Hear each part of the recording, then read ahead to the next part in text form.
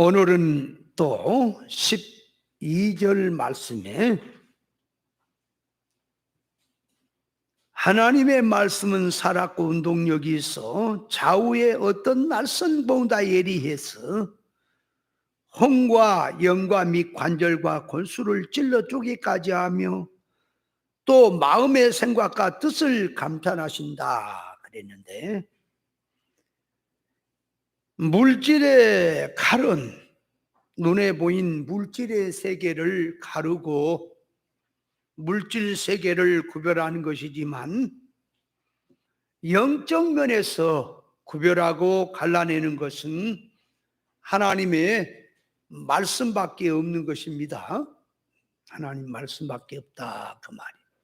자, 그래서 오늘은 이 말씀의 검을 가지고 영과 혼을 구별해 보았고, 또 지난주에는 관절에 대해서 관절을 쪼개 보았고, 자, 오늘은 골수를 찔러 쪼개 보자. 그래서 영적 면에서 이 골수라고 하는 것은 뼛속을 말하는 거지요. 그러니까 뼛속을 들여다보자 그 말이에요. 자, 그래서 말씀을 정리를 하면, 첫째, 골수란 뼛속을 말한 것이기 때문에 영적 면에서 뼛속을 구별하기 위해서는 먼저 뼈가 무엇인지부터 영적으로 구별해야 합니다. 사람이 이목구비가 있고 사지백체가 있고 오장육부가 있지요. 육신적으로 이건 코다, 이건 눈이다, 이건 귀다, 이건 입이다, 그리고 입은 뭐하고 코는 뭐하고 귀는 뭐하고 눈은 뭐하는 기능을 가졌다 알지요. 그런데 영적 면에서는 모른다는 거예요. 육신적으로 있는 것만 아니라 영적으로 실상으로는 더 확실히 있는 건데, 사람이 신앙생활하면서 영적으로 예리하지 못하고 눈이 밝지 못하면 영적 눈이 뭔지를 몰라요. 귀가 뭔지, 입이 뭔지, 코가 뭔지 모른단 말이에요. 그래서 코가 있어도 냄새 맡지 못하는 코, 눈이 있어도 보지 못하는 눈, 귀가 있어도 듣지 못하는 귀, 입이 있어도 말하지 못하는 것을 영적으로 벙어리라, 기머거리라, 소경이라, 기능을 잃어버린 자라고 말한다 그 말이에요. 자, 그래서 이 뼛속을 이제 들여다 보려면 말이에요, 뼈부터 알아야 돼요. 자, 그래서 뼈란 사람을 지탱해 주는 중심입니다. 그러니까 사람이 뼈가 없으면 설 수가 없어요. 살만 두둑두둑 쪘다고 뼈 떼고 뼈가 없으면 물렁물렁 해가지고 일어서지 못한다 그 말이에요. 그러니까 뼈라고 하는 것은 사람을 지탱해 주는 중심이다 그 말이에요. 그 뼈가. 그래서 사람을 어떤 정신으로, 어떤 사상이 그 사람을 지탱하고 있다면 그 정신 사상은 그 사람이 뼈대와 같은 거예요. 뼈대와 같다 그 말. 그럼 뼈라고 하는 것은 두 가지가 있죠. 육신, 신체, 몸, 뼈가 있고, 영적 실상에, 이 실상면에 뼈가 있다 그 말이에요. 실상체 뼈가 있다 그 말이에요. 그래서 영적 신앙으로 말하면 영적으로 자기를 세우고 자기를 지탱해 주고 자기를 바로 서게 하는 사상이나 주장은 뼈대와 같은 거지요.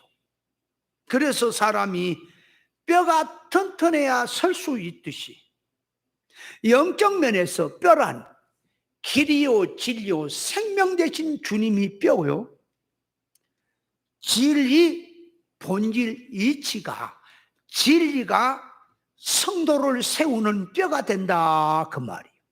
영적 면에서 그걸 알아야 합니다. 그래서 사람이 넘어졌다, 이건 섰다,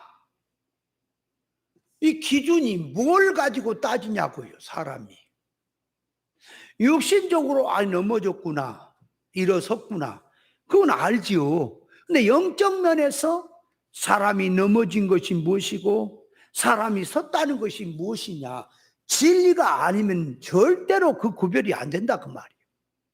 그러면 자, 사람이 망하고 흥하고 성공하고 실패하고 사망이 되고 생명이 되고 복과 저주가 되고 사람이 바로 서고 넘어지고 하는 것은 영적 면에서 그 말이에요.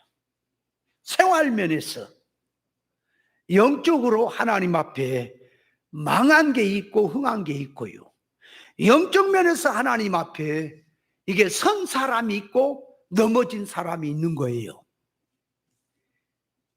육신적으로 눈에 보인 면에서 세상 것으로 보면은 성공을 했고 복이 되고 모든 사람이 우러러보고 그 세상 사람이 다 인정을 하도록 우러볼 정도로 성공을 했다 할지라도 하나님 앞에서 자, 하나님의 성품을 입지 못하고 하나님의 지혜 지식 또 도덕성 능력성으로 입지 못하고 하나님의 신적인 사람으로 바로 서지 못했다면 그 사람은 망한 것이고 그 사람은 저주받은 것이고 넘어진 것이다 그 말이에요. 믿는 성도가 예수를 믿는다고 했으면 좁은 생명길로 가야 바로 된 것인데 믿는다고 하는데 그 말이에요. 영적 면에서 구별 분별이 안 되고 세상 사람들이 사는 정신 사상으로 예수 믿는 사람이 살고 있다면 깨닫지 못한 상태에서 회개가 안 될 것이고 그런 사람은 계속해서 사망길로 갈 수밖에 없지요. 사망길로 가는 것이 넘어진 거예요. 생명길로 가야 사람이 선 것이다 그 말이에요. 그래서 사람이 섰느냐 넘어졌느냐 하는 것은 예수 그리스도가 기준인 거예요. 그래서 예수님이 오셔서 나를 닮아라 그 말이에요. 영적 면에서 예수님하고 이길되고 대립되고 빗나간 것은 다 넘어진 거예요. 넘어진 것도요, 완전히 넘어진 게 있고 비스듬하게 넘어진 게 있고 절반쯤 넘어진 게 있는 거예요. 베드로가 예수님 앞에 신앙 고백을 바로 하더니 그 당장에 주님께서 이제 영적인 면에서 이 실상의 뜻을 이제 베드로에게 말했더니 베드로가 육의 생각, 세상 생각을 가지고 예수님을 이해한다고 하면서 그리하지 마십시오 하고 나오는 것이 그것이 예수님을 넘어지게 하는 거예요. 예수님을 넘어지게 하는 것이며 그것이 곧 베드로가 넘어져서 예수님을 넘어지게 하는 그런 짓거리이기 때문에 예수님은 사탄아 물러가라고 했던 거다 그 말이에요. 하나님의 뜻을 모르고 인본주의로 하는 것은 넘어진 것입니다. 신앙 믿음으로 살지 못하고 불신으로 사는 것도 넘어진 것이고요. 창조 목적에서 이탈되게 사는 것도 넘어진 것이고요. 영유주로 살지 못하고 유기주로 살고 있다면 그 신앙은 넘어진 거예요. 그 나라 의를 구하지 못하고 이방인의 기도를 하며 무엇을 먹을까 마실까 입을까를 놓고 물질성으로 들어가서 기도하고 있는 신앙도 넘어진 겁니다. 천국 복음을 땅의 복음으로 바꿔치기 하고 하나님의 아가페를 인조 사랑으로 바꿔치기 하고 이렇게 신앙생활한 것도 하나님 앞에서 넘어진 것이고요. 살았다고 하는 이름은 가졌으나 영적 면에서 죽어있는 상태가 넘어진 거예요. 그래서 이 신앙이 섰다는 것은 진리치를 통해서 먼저 진리를 깨닫고 하나님의 속 성품으로 닮는 사람으로 들어가야 그 사람이 세워진 사람이에요. 누가복음 24장 36절에 보면 예수님께서 부활하시고 제자들에게 나타났을 때에 제자들이 예수님을 영으로 생각한지라 그랬단 말이에요. 그래서 예수님이 영은 살과 뼈가 없지만 나는 있다 그랬단 말이에요. 그러면 거기서 제자들이 영으로 생각한다는 말은 뭘 말하냐 그러니까, 자, 사람이 실상적인 영은요, 육이 있고 영이 있지요. 실상적인 영은 그 말이에요. 귀도 있고 눈도 있고 이목구비 사지백체가 다 있는 것이고 뼈도 있고 살도 있는 거예요. 실상의 영은 그 말이에요. 그래서 성경에서 눈으로 보아도 보지 못하는 걸 소경이라고 하는 것은 영적으로 눈이 있는 거지요. 영적으로 반드시 뼈라고 하는 것은 세워지는 것이니 진리 정신이 뼈요. 있는 거예요. 그런데 왜 예수님이 영은 살과 뼈가 없지만 인자는 있다 그랬냐 그러니까 그 제자들이 예수님을 영으로 생각했다는 것은 유령적인 의미입니다. 성경이 말은 실상의 영을 두고 하는 말이 아니고 하나의 귀신 보듯이 유령을 보듯이 영으로 생각했다는 그런 말이 된다 그 말이에요. 그러니까 영으로 그 생각하는 거 유령으로 생각했다 그 말이에요. 하나 귀신처럼. 그러니까 예수님이 그 유령은 너희들 생각하는 귀신 같은 그런 그런 유령은 살과 뼈가 없다. 허상이다 그거는. 그러나 나는 내가 지금 부활한 이 몸은 뼈도 있고 살도 있다. 그러니까 뭔 말이냐, 예수님이 실상체라고 하는 것을 알려주기 위해서 너희들에게 뭐 먹을 거 있느냐 함께 생선 도막을 줬지요. 그거 잡수시죠. 여러분, 신령한 몸인데 물질을 먹어요. 이 신령한 몸은 시공간을 초월합니다. 보이기도 하고 보이지 않기도 하고 나타나서 만지게 할 수도 있고 못 만지게 할 수도 있고 시공간을 초월한 몸입니다. 그러니까 이 실상체 영은 신비한 거요. 물질로 이해가 안 가는 세계입니다. 그러니까 우리가 앞으로 변화 부활을 받아서 신령체를 입는다고 하는 것은 하나의 공상이 아닙니다. 영이 아닙니다. 실제란 말이에요. 실제 몸을 입고 영원히. 근데 그 몸이 시공간을 초월하는 거예요. 그 몸은 생각보다 더 빠르다니까요. 민첩한 것이 영이요. 그래서 그 영능의 실력, 이 부활 때에 더 좋은 부활로 부활한다고 하는 것은 그 이제 신령체를 입을 때 기름 지능이라든지 미모라든지 활용성이라든지 그것이 차이가 있는 거지요. 그러니까 잘 입어야 영원히 막힘이 없이 신령 천국을 누비지 않겠냐 그 말이에요. 그러니까 영은 예수님의 몸은 살과 뼈가 있다 그 말이에요. 그러니까 그 살과 뼈가 있다고 하는 것은 그 말이에요. 실상이 있다. 실상. 하나 허상이 아니다. 이것을 가지고 오늘날 교회 안에서 이룰권 사상으로 들어오면 부활 이 신앙 교훈 사상에는 반드시 살과 뼈가 있어야 되는 겁니다. 뼈가 있다는 것은 뼈는 사람을 세우는 역할을 하는 것이고 살이란 하나님의 성품을 입는 것을 말하는 겁니다. 그래서 교훈 속에 뼈란 하나님의 인격에 이 온전의 적중성의 교훈이 들어있어야 하고, 그러니까 뼈란 진리 이치, 진리 정신이 들어있어야 한단 말이에요. 말만 진리라 그러지 말고 진리를 들었으면 진리 감화성에 정신이 들었어야 돼요. 그것이 진리를 들은 사람이에요. 그래서 예수를 모셨느냐? 진리 대신 주님을 모셨느냐? 예수의 영이 있어야 한단 말이에요. 육댕이 생각이나 애썼고 세상 생각이나 하고 있는데 무슨 예수 영이 있겠습니까? 자, 그래서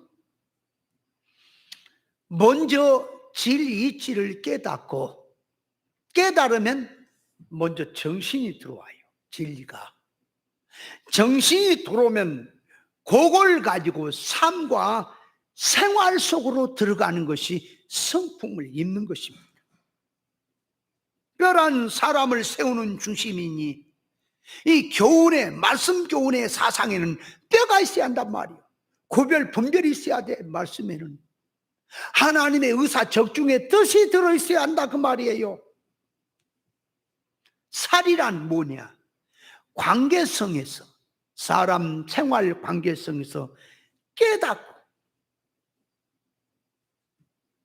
부활신앙으로 사는 거예요. 그 성질이. 그래서 이 뼈란 먼저 사람을 세우는 것입니다. 정신과 사상을 구별 분별해서 하나님 앞에서 사람을 세우는 것이 뼈고요. 살이란 이제 그 깨달은 하나님의 말씀 갖고 자기 인격과 자체화 시키는 것이 살을 입는 거예요. 하나님의 말씀으로 구별 분별해서 가치 판단 평가성을 바로 가졌다면 이 깨달은 말씀을 가지고 자타의 이룰권의 사상으로 나가면서 자기 속에 하나님의 말씀 자체와 인격화로 들어가야 된다 그 말이에요. 그러니까 이치적으로 알고 있는 것과 그 말씀을 자기 인격화 시키는 것은 별개예요. 이치적으로 안다고 해서 사람이 다 된 게 아닙니다. 머리로는 이치적으로 안다고 많이 듣고 머리가 잘 돌아가면 영적 면에서 이건 진리다, 이건 비진리다, 이건 신앙이다, 저건 비신앙이다 구별한다고 할지라도 그 깨달은 걸 갖고 자기 속성적으로 들어와서 자기가 그 말씀대로 사는 것이 이게 중요하다 그 말이에요. 그렇지 않으면 잘못하면요, 깨달았다고 하는데 속성은 없어. 그래서 남이나 판단하고 비판자나 되고 외식자가 되기 쉬워요. 그래서 하나님 말씀을 깨달았느냐, 말씀을 세웠느냐, 자기 속성품으로 입어라 그 말이에요. 자체화로. 그것이 중요한 것이다. 말로 얘기를 하면은 깨달아 가지고 얼마든지 말로써 이게 신앙이다, 저거 신앙이다 할 수 있지만 과연 신앙이 그것이 바로 된 것이겠느냐? 사람이 뼈만 앙상하게 있으면 사람이 부딪히면 아픕니다. 살이 입혀져야 부드럽지요. 그와 같이 깨달음을 가지면은요, 이건 하지 마라, 저건 하라, 이렇게 하라, 저렇게 하라, 엄청나게 깨달음만 가지고 말하면 까닭스러운 거예요. 할 것도 없고. 그러나 깨달음을 놓고 들어가서 그것을 자기 인격화 시키고 자체화 시켜서 성품을 입게 되면 외유내강이 되는 거예요. 외유내강이 된다. 밖으로는 유하고 속에서 강하다 그 말이에요. 그래서 사람이란 뼈만 있다고 사람이 아니에요. 뼈만 가졌다고 해서 사람이 바로 된 게 아닙니다. 살이 붙어야 하고 피가 흐르고 몸이 따뜻하고, 그래서 사람이 정감이 있어야 되고 오각의 오감성이 있어야 됩니다. 그래서 진리치를 정확하게 깨닫고 지식으로만 있는 것이 아니라 삶과 생활 속에 그 깨달은 말씀으로 정신 사상이 무장이 되고 진리인격의 사람이 입혀진 것, 하나님의 속 성품으로 입는 것이 그게 영적 면에서 살찌우는 것과 같은 거예요. 하나님께서 이 참 신앙이냐 참 신앙이 아니냐 하는 것은 사건을 통해서 달아보십니다. 그러니까 이 진짜 신앙이냐 아니냐 하는 것은, 진짜 신앙이냐 아니냐 하는 것은 시험 환란에서 드러난다 그 말이에요. 그래서 오늘날 이 코로나는 성도에게 시험 환란인 거예요. 그러니까 세상 사람들이 어렵다, 살기 어렵다고 해서 시험 환란이라는 말이 아니라 신앙을 저울질한다 그 말이에요. 진짜 신앙이라면 코로나가 있든 없든 상관이 없어요. 시험 환란이 있든 없든 상관이 없는 거예요. 그래서 신앙생활이란 그 말입니다. 하나님의 말씀만 듣는다고 해서 신앙이 아니라니까요. 그러면 하나님의 말씀 들어. 그러니까 코로나 때문에 교회도 못 나온 사람도 있을 수가 있어요. 못 나와, 안 나와. 그래 유튜브로 말씀만 똑똑 듣습니다.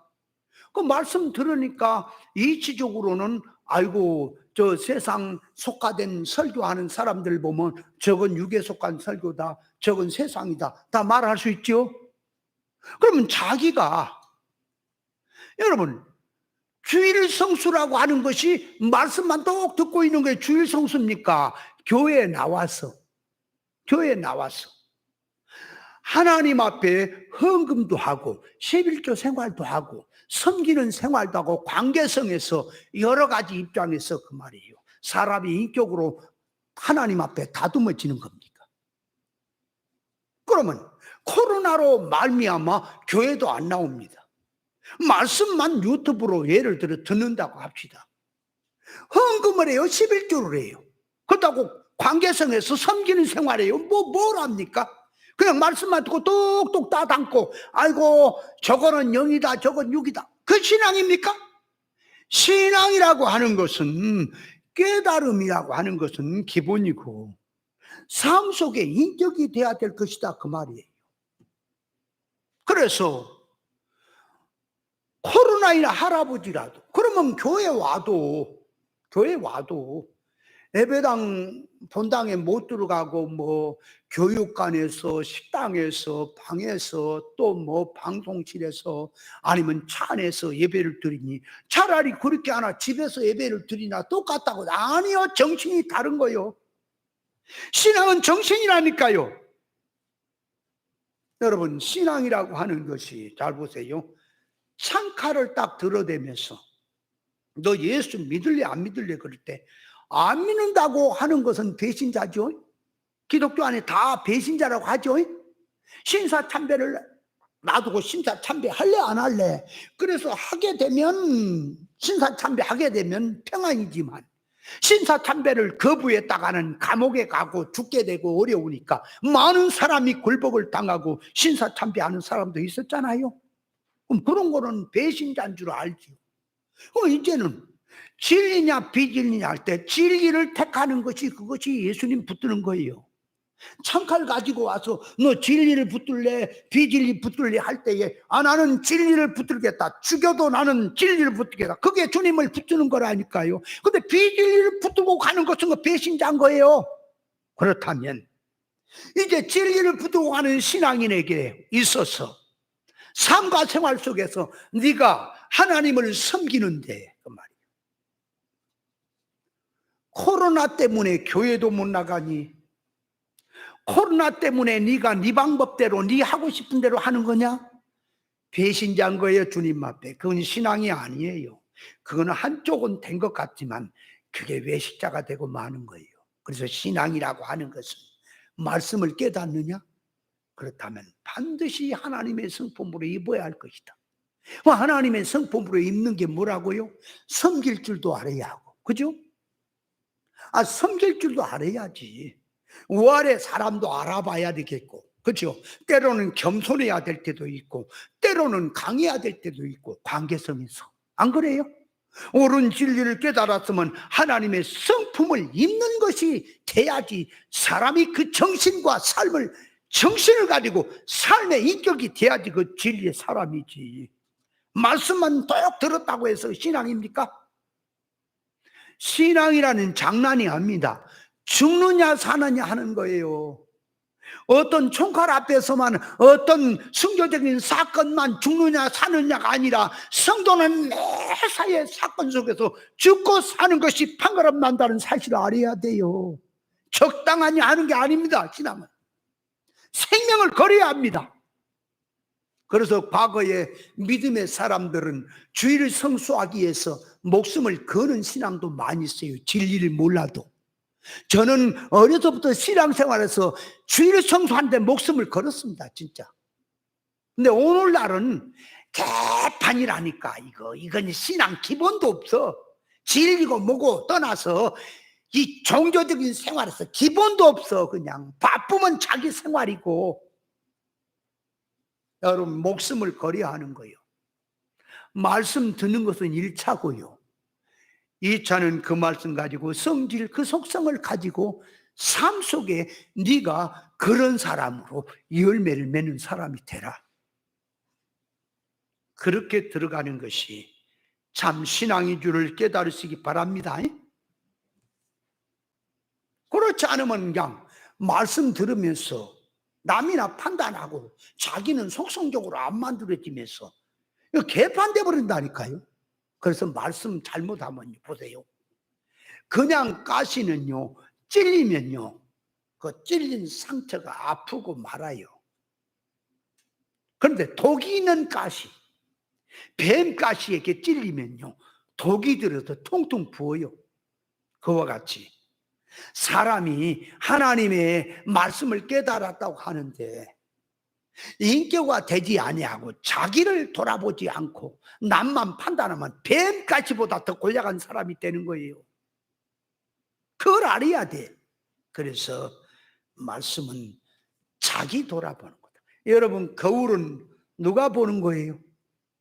거울은 누가 보라고 있는 거예요? 자기 보라고 있는 거죠? 거울은 자기 보고 자기 고치라고 있는 거 아니에요? 하나님의 말씀은 거울과 같은 거예요. 사건 역시 거울 같은 거예요. 내 앞에 비춰지는 건 자기 보고 고치라고 있다는 사실을 알아야 합니다.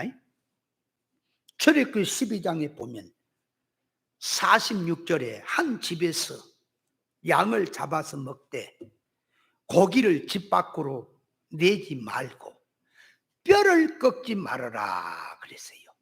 그래서 유월절 양은 예수 그리스도지요. 예수 그리스도는 뼈가 꺾이지 않아요. 뼈가 꺾이지 않아요. 그래서 예수님이 십자가에 달리실 때에 두 강도가 좌우편에 달렸지요. 두 강도는 뼈를 꺾었지만 예수님은 뼈를 꺾지 않았지요. 그 왜 그랬냐? 역사적으로 보면 예수님이 당신의 할 일을 다 했으니까 금방 예수님은 당신의 할 일을 다 하고 그냥 운명해버렸다 그 말이에요. 죽어버렸기 때문에 뼈를 꺾을 필요가 없었지요. 그러나 강도들은 죽어라고 십자가에 달려놨더니 꼬지꼬지 살겠다고 안 죽어. 그러게 죽었나 하고 이렇게 해서 만져보니까 욱욱해서 완전히 죽여버리느니라고 뼈를 꺾은 거예요. 역사적으로 뼈를 꺾는 거예요. 그런데 그것이 계시면으로 가면은 이 타락성적인 인간의 뼈는 그 주장이라든지 고집이 뼈와 같은 겁니다. 그것은 하나님 앞에, 사건 앞에서 꺾여진다는 걸 보여주는 거예요. 그러나 예수님의 뼈, 예수님의 정신, 사람을 세우는 그 영적인 정신, 그 말이에요. 영적인 힘은 꺾어지지 않는다 하는 것을 계시에서 보여주는 것입니다. 믿음의 순교자들 역시 죽음 앞에서 신앙 정신을 꺾지 않았습니다. 그래서 악형도 극형도 달게 받고 더 좋은 부활을 바라보고 나갔습니다. 안 꺾였다 그 말이에요. 신앙 정신 사상으로 본다면 뼈는 사람을 지탱해주는 중심 역할을 하는 것이니 뼈가 꺾여지면 그 신앙은 죽은 거예요. 꺾이지 말아라. 천하의 것이 소유로 자기 앞에 들어온다 할지라도 옳은 진리를 붙들고 가는데 그런 것을 다 버리고 자기 생명을 내대고 죽는 한이 있더라도 성도인 신앙정신, 부활사상만큼은 어떤 세상의 세력에도 꺾지 말아라. 네가 버리면 네 인생은 끝난다. 자기가 그래서 이 진리 신앙이란 정신은요, 자기가 포기하지 않는 이상 세상의 어떤 세력도 어떠한 것도 그 정신을 꺾지 못합니다. 쉽게 말하면 여자가 이 절개를 지키는데 남자들이 달려들어서 그의 육신은 어떻게 할지 몰라도 정신만은 못 꺾듯이 그 말이에요. 신앙이란 정신은 자기가 내주지 않으면 꺾이지 않습니다. 자기가 내주지 않는, 꺾이지 않는 신앙 사상을 하나님도 꺾지 않습니다. 하나님은 그 뼈를 보호하십니다. 그래서 믿음의 사람들이 신앙 맥이 아담으로부터 흘러온 이 맥이 오늘날까지 꺾여지지 않았습니다. 그 뼈는 꺾여지지 않는 것입니다. 죽을 것이 생명으로 삼킨 바 된 신앙의 것은 하나도 꺾여지지 않습니다. 잃어버리지 않습니다. 부활 때 고스란히 천국으로 영능의 실력으로 들어갑니다.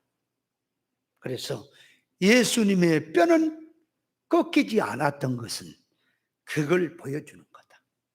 근데 여기서 이 예수님과 강도들을 놓고 주의해야 될 것은, 자, 예수님이 역사적으로 보니까 어째서 뼈가 안 꺾였다고?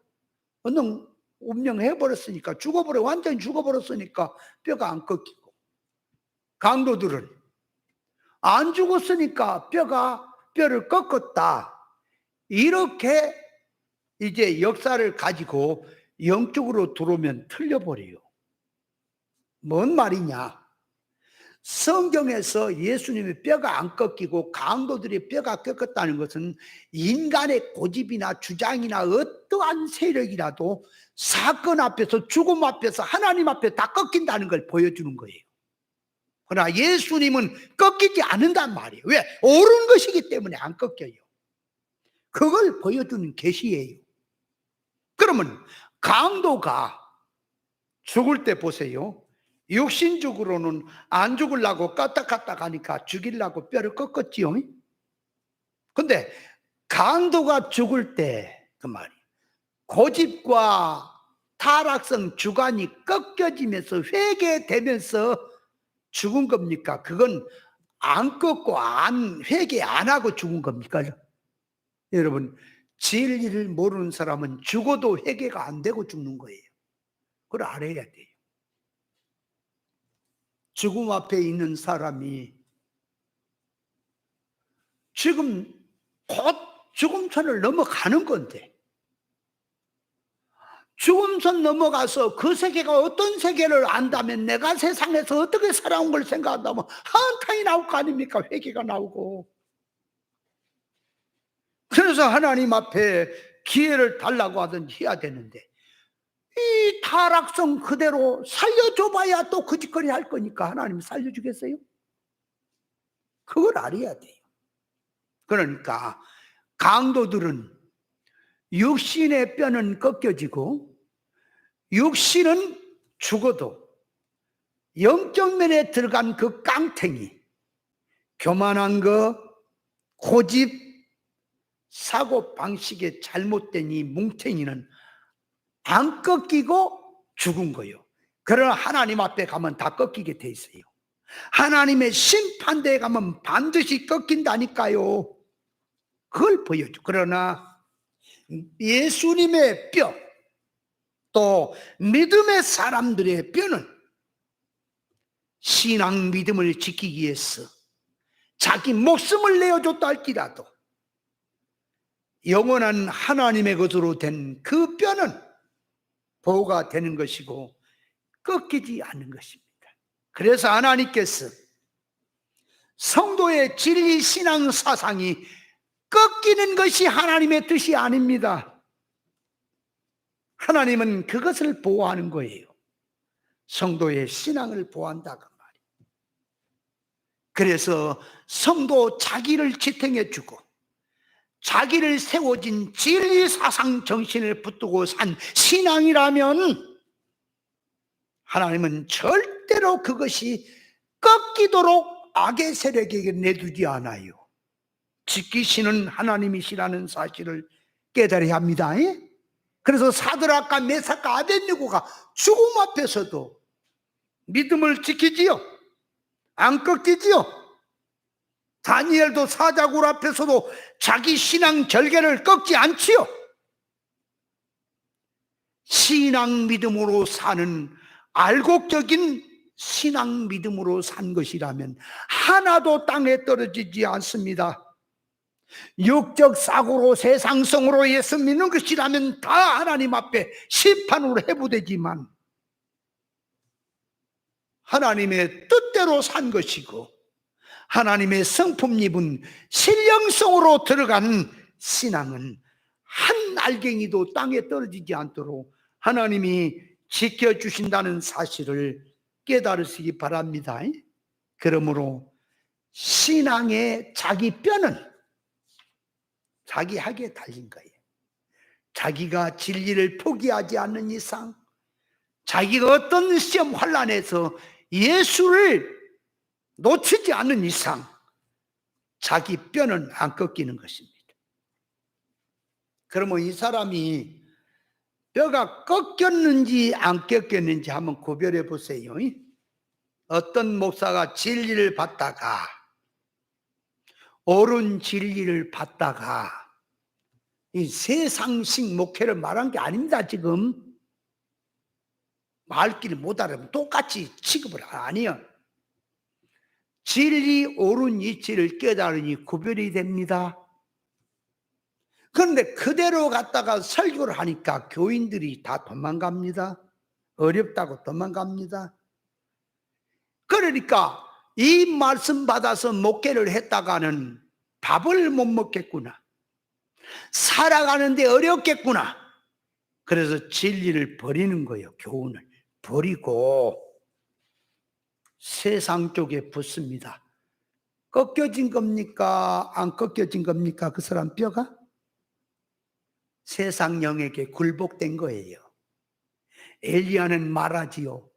다 바알에게 종들이 다 무릎을 꿇지만 자기는 홀로 무릎을 꿇지 않았다 그러지요. 그랬더니 하나님이 너만이 아니라 온 시대를 초월하면 너와 같은 신앙을 가진 종들이 7천이나 무릎을 꿇지 않는 자들도 있다라고.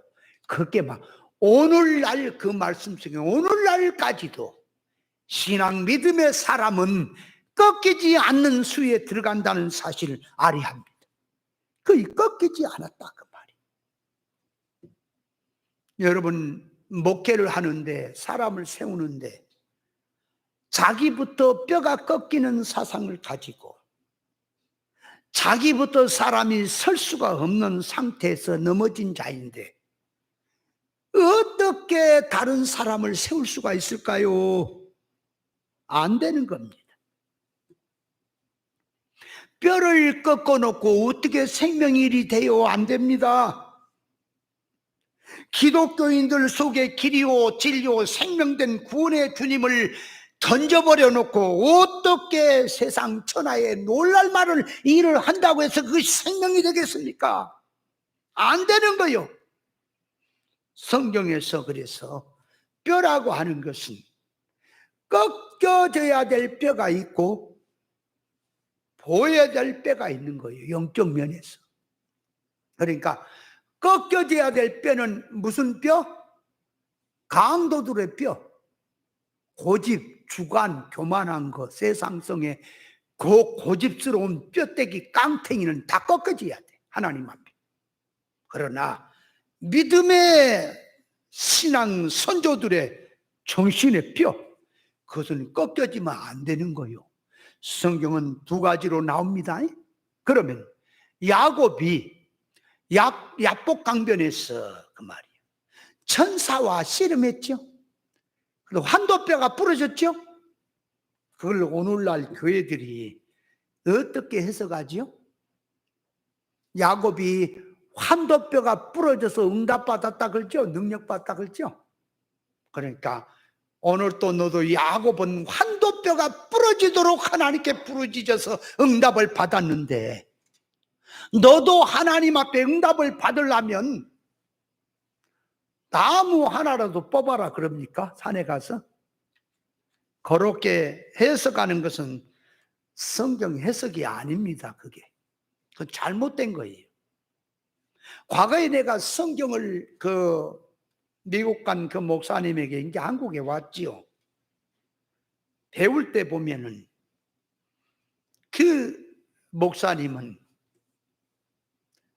야곱이 환도뼈가 하나님과 씨름하다가 부러졌다는 말은 그 하나님과 씨름한 게 천사와 씨름한 거죠, 사실은. 그렇죠? 그래서 천사와 씨름하다가 환도뼈가 부러졌다는 말을 어떻게 해석하느냐 그러니까 바울 사도가 율법 종교에 있다가 다메섹 도상으로 자기 할 일 보러 갔다가 예수 그리스도를 만나서 꺾어졌죠. 부러졌죠. 그러니까 바울이 예수를 만나고 난 다음에는 세상으로부터 불구다 소리 듣는다, 병신 소리 듣는다 이거야. 야곱이 이 환도뼈가 부러지니까 절었잖아요. 그러니까 쩔뚝바리처럼 절었잖아. 그러니까 불구자로 살았다 그 말이야. 그걸 들고 와서 바울이 예수님을 만나니 예수 만나기 전에 율법 종교에 있을 때는 성공한 사람이고 대우받는 사람이었지만은 예수 그리스도를 만나고는 바보 멍청이가 됐다 이 세상으로부터. 그래서 이 율법에 있는 자들이 바울이 죽이려고 그렇게 했잖아요. 그러니까 진리를 깨닫고 거듭난 사람은 세상으로부터 바보처럼 산다. 그렇게 이해를 해요, 해석을. 그래서 천사의 도를 넘어서는 것, 천사를 이겼단 말은 그런 식으로 해서 율법 종교에 있던 바울이 예수님을 만나는 것처럼 천사를 이기니까 환도뼈가 부러졌다고 하는 것은 자기를 포기하고 이제 신앙 믿음으로 사는 사람은 세상으로부터 병신 취급을 받는다. 그렇게 해석을 했어요. 그 양반이. 나도 그런 줄 알고 그렇게 해석을 했어. 그거 잘못된 거예요. 그럼 뭐냐? 야곱이 환도뼈가 부러진 건 뭐냐? 하나님 앞에서 꺾어야 될 고집, 주관을 꺾지 않은 거예요. 뭐냐? 야곱이 야복강변에서 하는 짓거리를 보면요, 그 깨를 다 부리잖아. 형이 와서 한 대를 치면 한 대는 도망가려고 깨를 내서 한 대, 두 대, 세 대로 나누어서 보내고 다 보내놓고도 자기는 못 가잖아. 하나님께 기도하잖아. 죽을까봐 벌벌 떨고 그러죠. 하나님은 네 고집 이제 버려라. 하나님하고 지금 야곱이 씨름하는 거는요, 하나님은 야곱아 네 고집 버려라. 야곱은 아니요, 하나님이 내 뜻 들어주세요. 아니다. 하나님께서는 네 뜻 들어봐야 그건 사망이다. 그래도 내 뜻 들어주세요. 야곱은 계속해서 고집을 부리고 깡탱이 안 버리니까 하나님이 그냥 이놈의 새끼는 한 방 얻어 터져야 되겠다고 두들겨 팬 것이 환도뼈가 부러진 거예요. 근데 뭐 거기다가 신앙 믿음으로 부르짖다고 지금 하나님의 의사를 어디다 두고 이해를 하는 거 성경 해석은 말도 안 되는 소리들 하고 있어요. 성경은 하나님의 의사 적중해서 보는 거요. 틀렸느냐 맞느냐는 의사를 가지고 보는 거라고요. 그래 야곱이 천사와 씨름하든 하나님하고 씨름하든 그게 뭐냐? 하나님도 이겨먹는 자라니까요. 여러분, 성도는 하나님 앞에 항상 복종을 하고 하나님 앞에 순종하는 신앙이 복입니까? 하나님을 이겨먹어야 되겠어요? 하나님이 못 이겨서 그러겠어요. 어린애가 빽빽거리면서 고집을 부리면 내가 아무리 얘기해도 두들겨 패도 말을 안 들으면 좀 잘하면 성장하면은 이제 철 들면 알겠지 그러고 기다린 게 있습니까? 그럼 부모가 윗사람이 져주는 게 있어요? 못 이겨서 져주는 거예요 지금?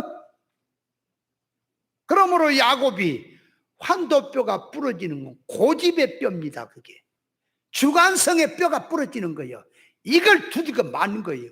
하나님 앞에서 회개하지 않으면 하나님 앞에 얻어 터진다는 사실을 알아야 합니다. 그것을 보여주는 것이에요. 그래서 뼈라고 하는 것은 하나님 앞에서 꺾여져야 될 게 있고 꺾어지지 말아야 될 뼈가 있다. 뼈는 신앙 정신이다. 진리 정신이다. 이해했어요? 자, 그럼 두 번째로 갑니다. 이제 골수 하면 골수는 뼛속을 말합니다. 뼛속. 그러니까 뼛속이란 말은 사람의 한 깊은 중심을 말하는 거예요. 뼛속이란 말을 얘기하면 사람의 몸이 있지요. 피부가 있지요. 그죠? 몸, 이 살 피부가 있지요. 이 피부를 벗겨내면 뼈가 나오지요. 뼈를 또 쪼개면 그 안에 골수가 나오지요. 그러니까 사람의 가장 깊은 중심이 그 말. 그게 뼛속과 같은 것입니다. 그래서 사람의 뼛속을 병원에 가서 기계로 들여다보면 골수가 차 있는 뼈가 있고 골수가 텅텅 비어서 구멍 뚫린 뼈, 골다공증 걸린 뼈가 있지요. 뼈가 있는 거예요. 뼈속에 골수가 차 있으면 뼈가 무겁고 그 뼈에 의해서 힘이 있고 힘이 있어요. 그러나 뼈속에 골수가 차 있지 않으면 그 뼈는 가볍고요. 약한 거예요. 그래서 살짝만 사람이 넘어져도 뼈가 부러지고 크게 다칠 수가 있어요. 그래서 사람들은 병원에 가서 진찰을 했을 때에 골다공증기가 있다고 하면은 칼슘도 영양제도 먹어서 그 뼈를 보충해서 튼튼한 뼈를 가지려고 하지요.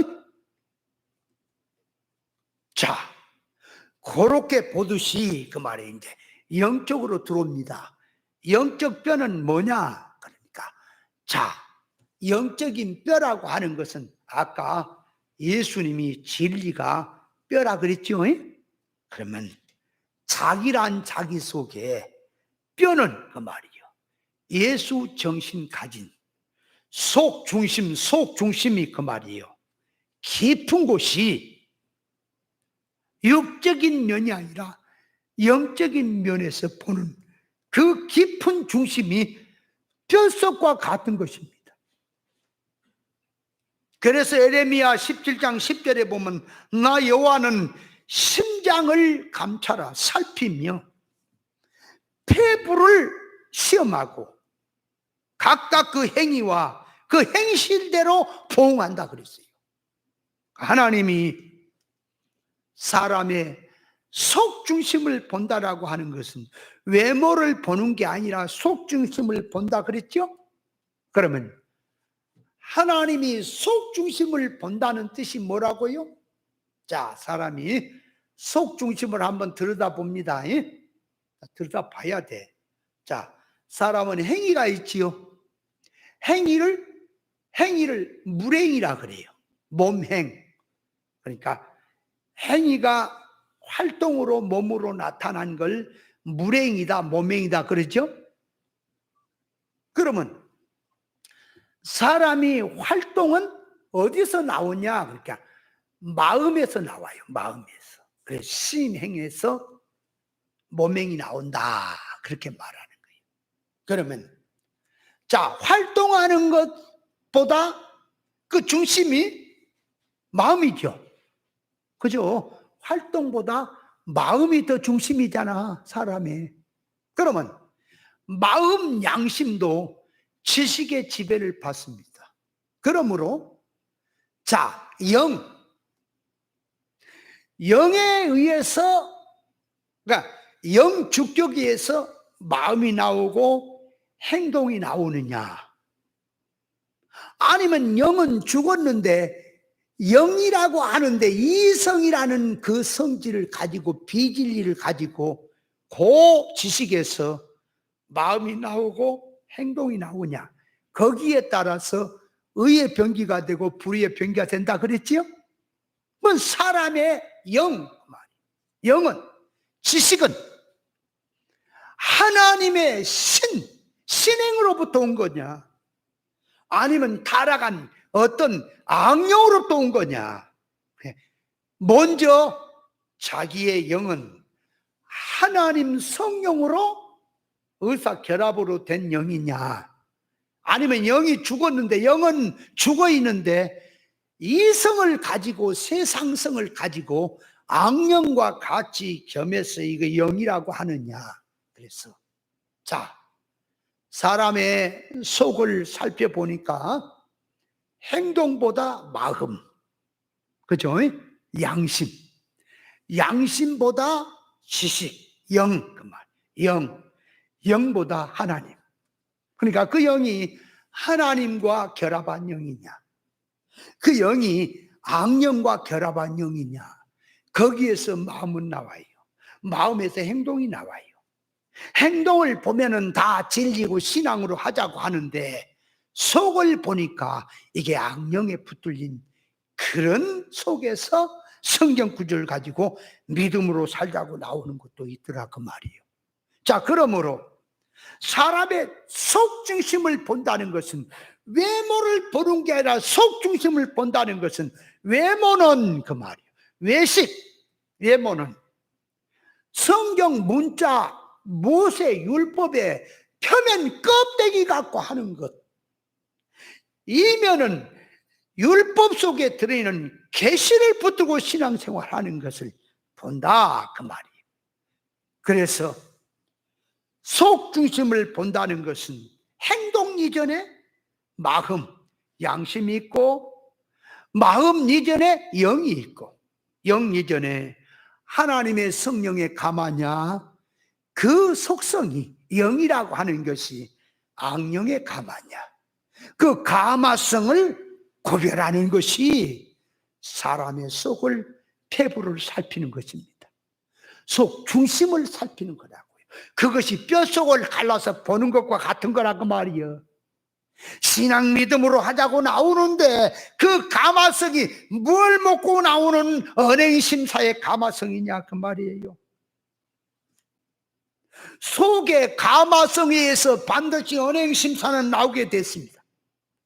비진리를 먹었으면 세상 운동으로 나오고요, 질 먹었으면 영운동으로 나오게 됐습니다. 반드시 나오는 거예요. 감화성을 쪼개는 것이 골수를 찔러 쪼개는 겁니다. 이해돼요? 신앙하는 성질을 쪼개는 것이, 구별하는 것이 골수를 찔러 쪼개는 거라니까요. 목사님들이 성경 가지고 설교하는데 다 하나님의 말씀대로 하자고 하지요. 그 설교를 쪼개라. 무슨 지식을 먹고 무슨 지식의 개념으로 성경을 해석하는지, 이것이 선악과 먹은 지식에서 성경을 해석하는지, 생명과 먹은 지식에서 선악과 먹은 지식을 할례를 받고 생명과 먹은 지식으로 성경 해석을 하는지, 그 속을 쪼개는, 구별하는 것이 골수를 찔러 쪼개는 거예요. 먼저 구별해라 그 말이요. 선악과 먹은 지식을 가지고 성경을 해석하면서 영적으로 살자고 하면 반드시 종교 생활로 들어가게 돼. 종교 신비적인 생활로 들어가게 돼 있다니까. 하나님 앞에 영적인 생활은 종교 신비적인 생활이 아닙니다. 실상의 생활입니다. 반드시 그렇게 되겠어요. 선악과 먹은 지식을 가지고 가치 판단 평가란 반드시 물질 가지고 따지게 돼 있다니까. 육의 것 갖고 누에 보인 것 가지고. 선악과 먹은 지식을 가지고 사람이 부자다 가난이다 따지면 반드시 물질로 따진다니까요. 성공 실패도 눈에 보인 사역을 갖고 따져요. 그러나 영적으로 들어가서 하나님 앞에서 진리의 눈을 가지고 따지면 성공 실패는 하나님의 속성품을 담는 것이 성공이고요, 세상 살면서 하나님을 닮지 못한 건 다 사망이고 실패인 것이에요. 여러분, 물질에 부자가 있고 가난이 있듯이 영적으로 부자 가난이 있는 거요, 믿음의 부자가 있는 거요. 그래서 이 서머나 교회는 가난하지만은 실상 부자라, 라오디게아 교회는 눈으로 보기는 부흥되고 큰 교회이지만 실상은 가련한 교회라고 말하는 거 아닙니까? 그래서 이 버가목 교회를 주님이 영의 눈으로 보니까 사탄의 위가 있는 데라 그렇게 나오죠. 버가목 교회는 주님이 세운 하나님의 교회인데, 겉으로 보면 성경 가지고 믿음으로 살자고 하는데 속성을 가서 살펴보니까 여기에 사탄이 자리를 잡고 있더라고요. 그러니까 강대상에서 설교하는데 그 사탄의 가마성을 가지고 설교하고 있더라 그 말이에요. 지금 버가목 교회에서 안디바라고 하는 순교자가 나왔지요. 많은 주석가들은 그 말이 일반적인 면을 들어서 버가목 교회는 로마 제우스 신이 숭배하는 그런 정각이 있는 곳에서 핍박을 받아서 안디바가 이방으로부터 순교를 당했다고 하지만 아니요, 영의 눈을 뜨면 이 버가목 교회가 안디바를 죽인 거예요. 뭔 말이냐? 버가목 교회는 사탄의 권세를 부리고 유혹미혹하는 자리에 있다 그 말이에요. 주님을 대적하는 자리에 있다 그 말이에요, 버가목 교회가. 그러니까 버가목 교회가 속화되어 있는데 표면을 보면 성경 보고 예배 드리고 하나님께 영광 돌리고 예수 이름으로 믿음으로 산다고 하고 있지요. 그러나 신앙의 성질을 보니까 이질이고요, 비질이고요, 세상성으로 들어갔어요. 그래서 본질 신앙을 죽이고 있는 거예요. 그래서 안디바 같은 순교자를 죽이는 거요, 해방하고. 그걸 들고 오늘날 교회가 비진리 육으로 나가게 된다면 반드시 진리 교회를 핍박하고 죽이게 돼 있습니다. 진리 신앙.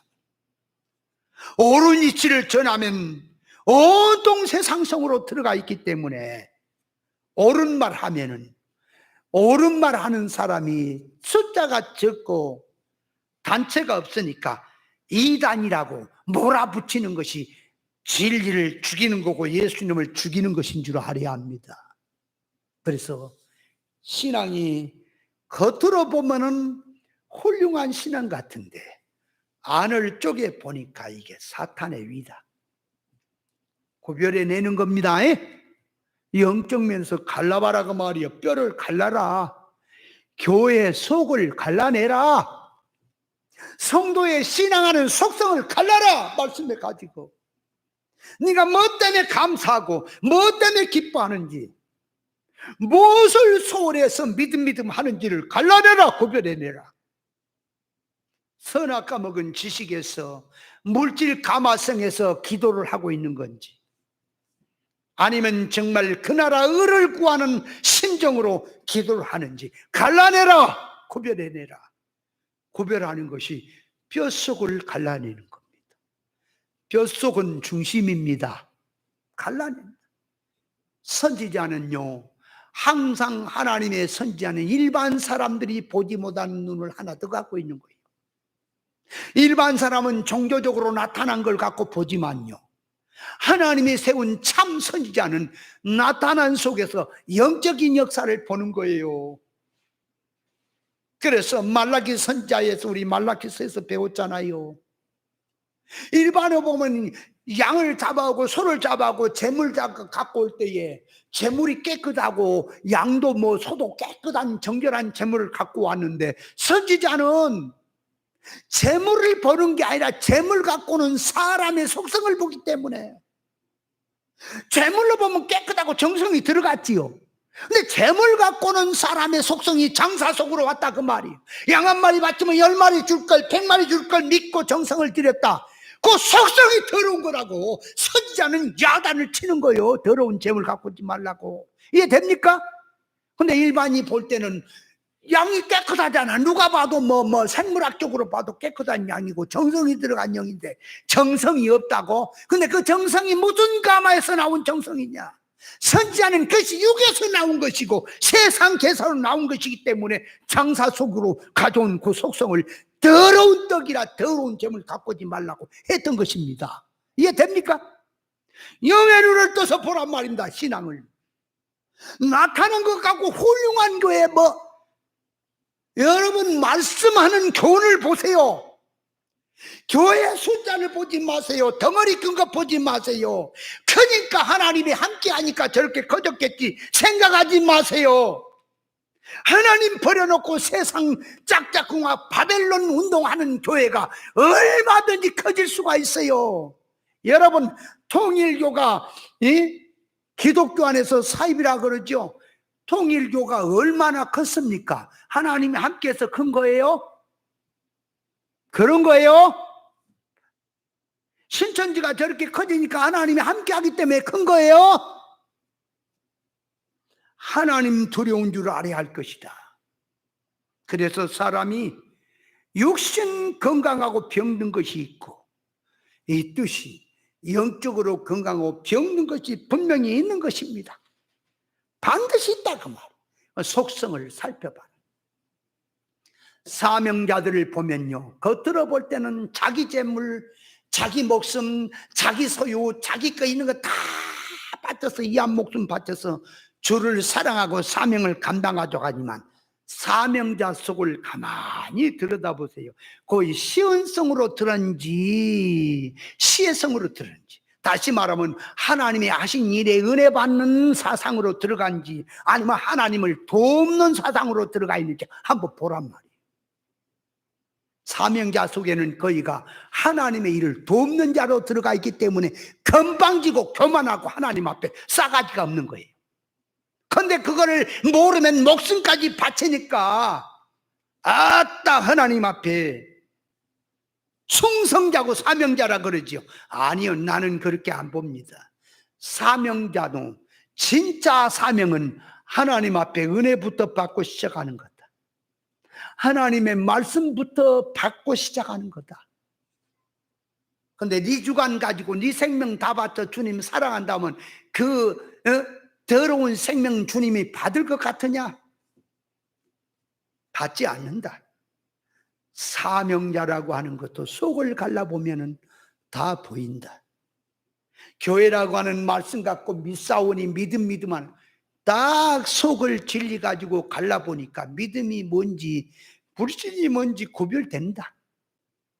영적하고 영성운동하고 나는 거 갈라봐라. 갈라봤더니 그것이 무슨 운동인지, 악령의 운동인지 성령의 운동, 구별이 되는 거다. 속 중심.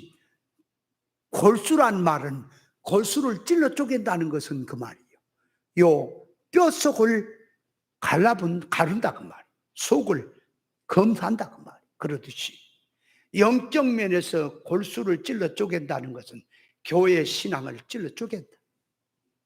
믿음으로 한다는 것도 찔러 쪼개보자. 하나님께 영광 돌리고 한다는 것도 찔러 쪼개보자. 그래서 우리가 주의 이름으로 선지하라고 귀신 쫓고 많은 거 거는 거 행했지만 주님 앞에 섰을 때는 이 불법을 행한 자라고 주님이 책망이 들어간다는 사실을 깨달으시 바랍니다. 자, 세 번째로가 결론적으로 골수란 그 말이에요. 골수란 하나님의 말씀의 영양가를 말하는 겁니다. 그래서 이기는 자는, 신앙을 이기는 자는 하나님께서 골수를 먹게 한다. 골수는 진찬을 말하고 영양가 있는 음식을 말하는 거지요. 영적 면에서 영양가 있는 음식이란 영적인 하나님의 감춰진 만나를 먹는 것, 신령한 진리 본질의 말씀을 먹는 것을, 최고의 영양가 있는 말씀 먹는 것을 골수를 먹는다 하는 거예요. 그러니까 신앙이, 어떤 신앙이 골수를 먹는 신앙이냐 구별해내라 하는 겁니다. 예수님께서 무리들이 있을 때에는요, 천국을 비유를 들어 말씀하지요. 무리가 떠난 다음에 제자들에게는 뭘 얘기합니까? 비유를 베풀어서 설명하지요. 제자 중에도 9명의 제자보다 3명의 제자만 귀한 자리 데리고 들어가지요. 많은 제자가 있지만 요한계시록은 사도 요한, 사랑하는 사도 요한에게 천국 TV를 틀어서 보여주지요. 같은 신앙생활 한다 할지라도 신앙생활은 차원이 있는 겁니다. 누가 깊이 들어가서 골수를 먹는 신앙이냐? 골수를 먹는 신앙을 구별해내라. 그거를 찾아 들어가라. 모세와 미리암과 아론이 있지요. 하나님께서 말합니다. 선지자가 있느냐? 같은 선지자를 꿈이나 이상과 환상으로 예언을 통해서 내가 알리는 종이 있는가 하면, 모세는 직접 대면한 종이라 그랬죠. 그러니까 모세가 직접 대면했다는 것은 율법이라는 말씀 속에서 예수 그리스도를 만났다 그 말이에요. 율법이라고 하는 표면 문자 역사 속에서 그 말하는 시공간을 초월한 영적 면에 들어가서 예수 그리스도를 만났다 그 말이에요. 그러니까 모세가 구스 여자를 취한 것은 예수님의 심정을 가지고 예수님이 죄인 구원하듯이 구스 여자를 취한 것은 영으로 한 것이며, 시공간을 초월해서 율법 시대에 살지만 신약 시대까지 넘어와서 예수 정신으로 하고 있는 것이 보이지요. 이것을 알지 못하는 미리암과 아론은 비방했지요. 하나님 앞에 책망을 받는 거다. 그래서 신앙이라고 하는 것은 같은 신앙이지만 어린아이 신앙이 있고 청년의 신앙이 있고 아비의 신앙이 있는 거예요. 장성한 신앙. 그래서 말하는 거, 생각하는 거, 깨닫는 어린아이 같다. 장성한 사람이 돼서는 도에 초벌을 뻔했다 그랬죠. 깊이 들어가라. 신앙은 성장해라.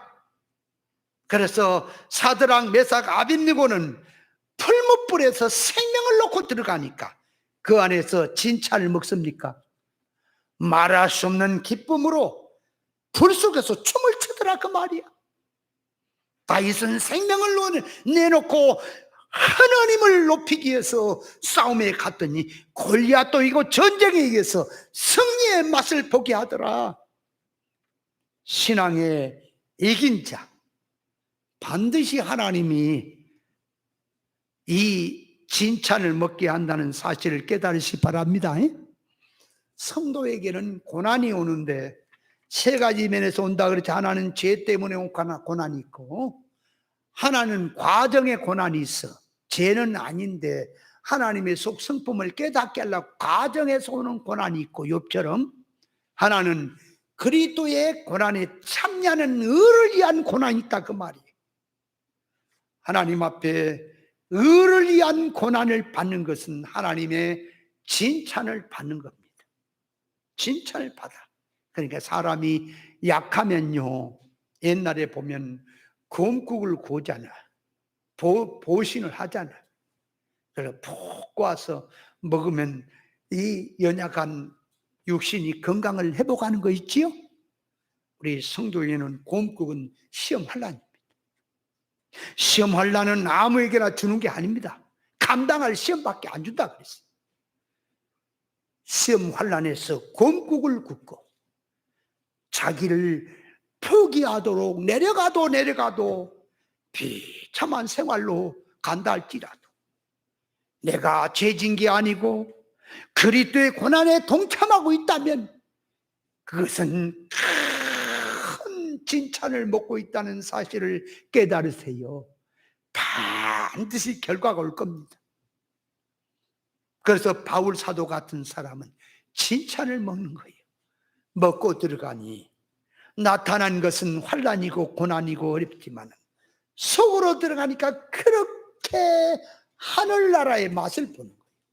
기쁨의 맛을 보는 거예요. 그것이 골수를 먹는 겁니다. 그래서 자, 골수를 찔러 쪼개자. 시간이 간단히 말씀을 드렸는데 오늘 골수를 찔러 쪼갤 줄 알아야 합니다. 자기 신앙도 교회 신앙도 모든 자타의 신앙도 찔러 쪼개봐라.